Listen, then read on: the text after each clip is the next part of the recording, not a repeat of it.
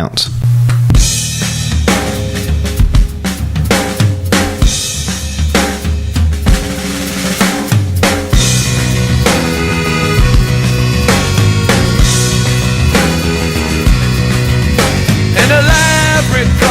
On the common man, propelled by your massive media plan.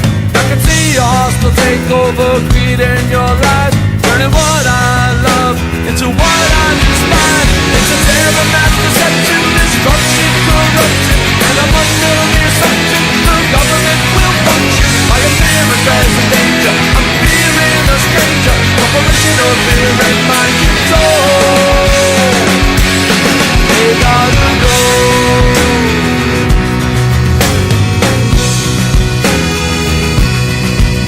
You're telling lies to cover all those tracks, but it's misinformation and the honesty it lacks. Your pitch now testify how it all went wrong. You should take it for a ride and strive along. It's a terror, mass deception, destruction, corruption, and I'm under the assumption the government will function. My appearance as a danger, I'm feeling a stranger, corporation of fear and mind control. Suffering the wrath or the imminent collapse, the result will be the race of a solid path.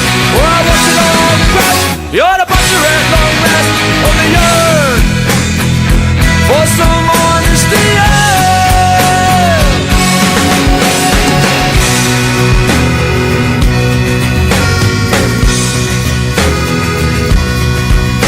So you got the dictator, the wide old line about the poison, the atomic fry. Went up the tour with honchos in tow. So the world's a big lie about all that you know. It's a terror, mass deception, destruction, corruption, and I'm under the assumption the government will function. My appearance as a danger, I'm fearing a stranger, corporation of fear and mind control. They gotta go.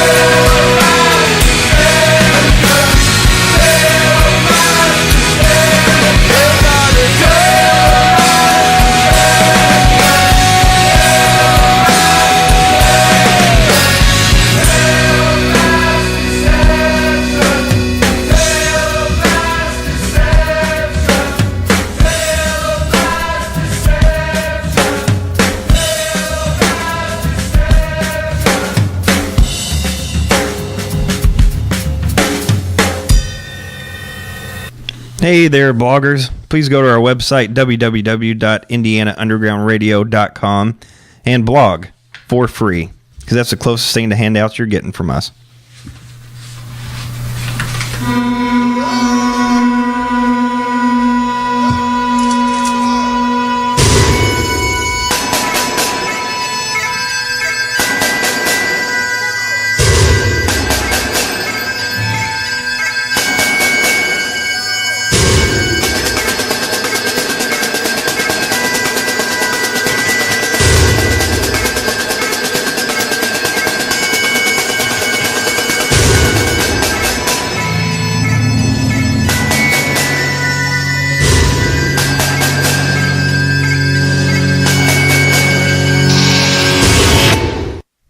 And we're back, and it's now time to get Mr. Joe Henzler with the Constitution Party of Indiana on the line.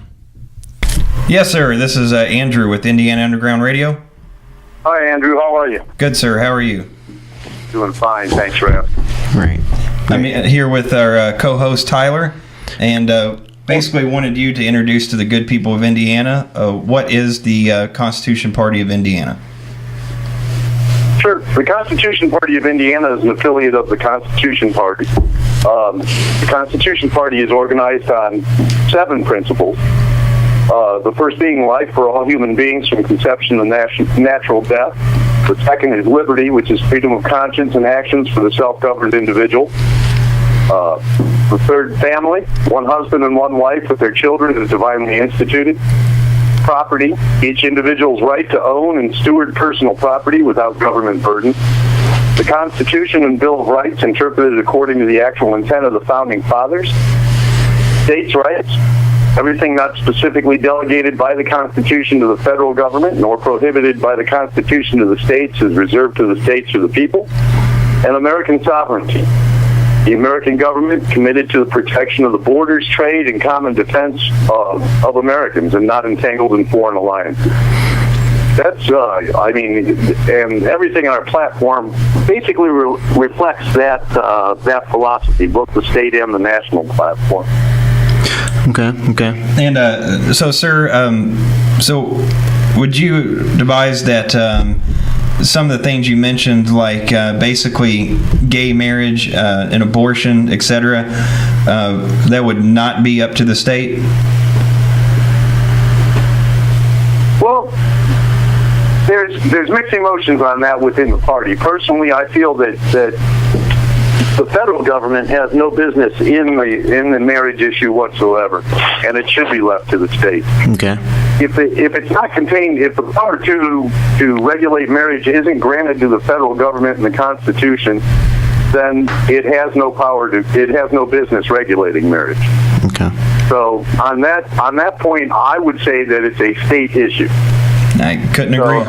Yeah, I was going to say that. Is that the National Party should support states in resisting gay marriage, but that gay marriage isn't something that is in the best interest of states to do. Okay. Sir, is there any particular issues going on federally right now that the Constitution Party has a particular stance on that? Yeah, when you look at things like the Health and Human Services mandate, which is requiring all insurers to provide contraception, the party sees that as a danger to religious liberty. The other one I wanted to mention, the National Defense Appropriations Act, Section 1021 of which authorizes the executive branch of the government to detain without trial or benefit of law folks who it thinks are involved in terrorist activities or cooperating with terrorist activity. We see that as a real danger, a real negation of Fourth Amendment rights. Absolutely. So, those are a couple of issues right there.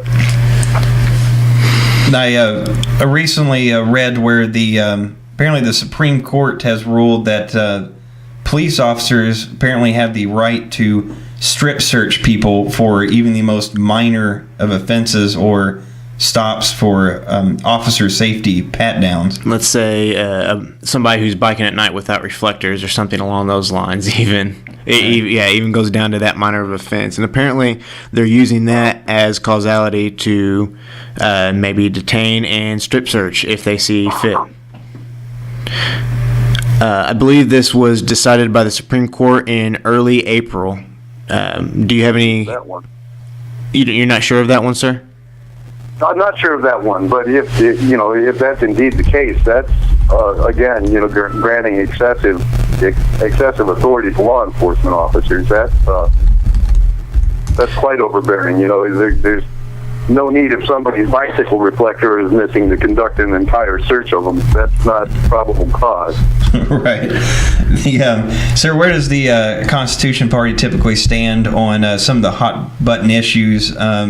At least as I know it, like the Patriot Act, NDAA, NDRP, House Resolution 347. We're firmly we oppose the Patriot Act. We oppose any extension of it. In my personal view, it's understandable that in those emotional days after 9/11, there was a knee-jerk reflex. But on examination, and when we sat down and thought about it, I think a lot of clear thinkers, and I like what Rand Paul has to say about the Patriot Act, and that terrorism is a law enforcement issue. It's not a military issue. And we should be looking at our current law enforcement capabilities to solve that. There's nothing beyond there's nothing that requires extra constitutional measures to fight terrorism. We've fought other wars without violating constitutional the constitutional rights of citizens, and there's no reason to do that now. And again, the NDAA is a travesty. I find it hard to believe that somebody like John McCain, who calls himself a patriot, would co-sponsor a bill like that, and then a Democratic president who's a constitutional scholar, so to speak, or self-proclaimed constitutional scholar, would then abrogate his constitutional responsibilities by signing unconstitutional legislation into law. Even though he ostensibly opposed it. That's ridiculous. Yeah, I was going to say he was opposing it at first. Yeah, it's very much a travesty, and it's kind of breathtaking. Another funny thing is, Democrats are a lot of times seen as the less of warmongering as opposed to the Republican Party, but yet all the military actions we've been taking under our current Democratic president, it's... Right, they claim to be, really for civil rights, and yet they've managed to try to erode almost all of them. Well, yeah, and it's ridiculous. The idea of nation building in the Middle East, first of all, I think is a ridiculous idea. You're not going to establish, and I think it's going to be very difficult to establish anything like the type of Republican government we have here in the Middle East. I mean, you're just not going to see representative government work out. The prevailing philosophy of the region just isn't conducive to it. Mm-hmm. Oh, yes, yes, sir. You're preaching to the choir on that one. I was in the invasion in the first year of quote Operation Iraqi Freedom. Spent approximately a year in Iraq. Looking for Saddam and looking for weapons of mass destruction. And I think we found a grand total of a 55-gallon barrel of, quote, chemical weapons. But, the way I see it, if I put all the stuff in my shed together in one barrel, Yeah. You'd have a pretty toxic mix if you looked in your own garage. I was just wanting to go back. Oh, I'm sorry. Are you finished? Ahead. Oh, okay. I was just wanting to go back what we were talking about earlier as far as the Supreme Court ruling, and just you might be able to use this as a platform or a talking point to anybody that might see fit to join an alternative party.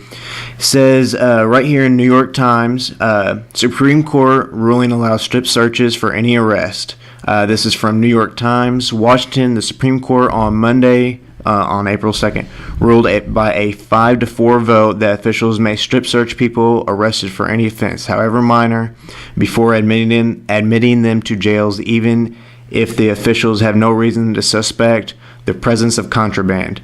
Justice Anthony M. Kennedy was quoted as saying, quote, "Every detainee who will be admitted to the general population may be required to undergo a close visual inspection while undressed." And that's what, like I said, Justice Kennedy said. So I was just wanting to go ahead and bring that to your attention, and so you and your fellow party members might be able to discuss this issue or use it as a platform for potential. Yeah, what's the case? Do you have it? Does it say the case? It was Albert W. Florence, who was strip searched twice after being wrongly detained over a fine.